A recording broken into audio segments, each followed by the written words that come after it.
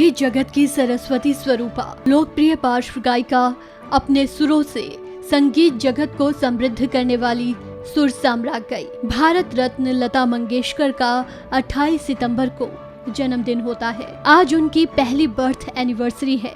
आज वो हमारे बीच नहीं हैं, लेकिन उनकी आवाज हमेशा जिंदा रहेगी। उनकी आवाज में एक ऐसा जादू था जो जादू इंडस्ट्री में फिर नहीं दिखा। सदियों में किसी एक को मिलती है ऐसी आवाज। मुंबई के ब्रीच कैंडी हॉस्पिटल में 6 फरवरी 2022 को लता मंगेशकर ने अलविदा कहा था और भारत ने अपना सबसे अमूल्य रत्न खो दिया था।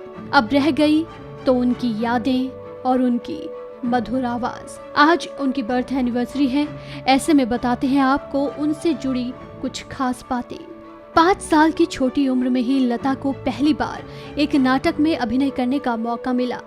शुरुआत जरूर अभिनय से हुई, लेकिन लता की दिलचस्पी तो संगीत में ही थी। लता जी जब 13 साल की थी, तभी उनके पिता दीनानाथ मंगेशकर का निधन हो गया था और लता जी पर पारिवारिक जिम्मेदारियां आ गई थी।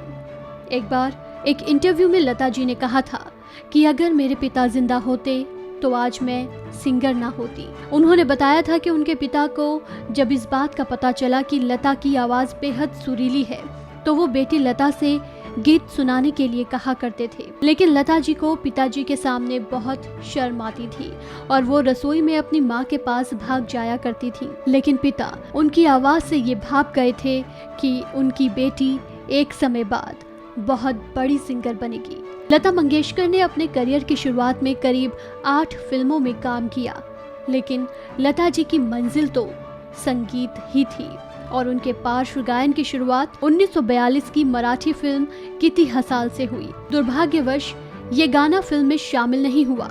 आपको जानकर हैरानी होगी कि शुरुआत में पतली आवाज के कारण संगीतकारों ने लता दीदी को काम देने से साफ इनकार कर दिया था, लेकिन धीरे धीरे अपनी लगन और प्रतिभा के बल पर लता जी को काम मिलने लगा और काफी संघर्षों के बाद 1950 तक आते आते पूरी फिल्म इंडस्ट्री में लता मंगेशकर की हवा चल रही थी। लता जी की अद्भुत कामयाबी ने लता जी को फिल्मी जगत की सबसे मजबूत शख्सियत बना दिया था। इतना ही नहीं, सभी संगीतकारों ने लता दीदी की प्रतिभा का लोहा माना। लता जी को सबसे ज्यादा गाने रिकॉर्ड करने का भी गौरव मिला। लता जी ने गीत, गजल, भजन, संगीत के हर क्षेत्र में अपनी कला बिखेरी।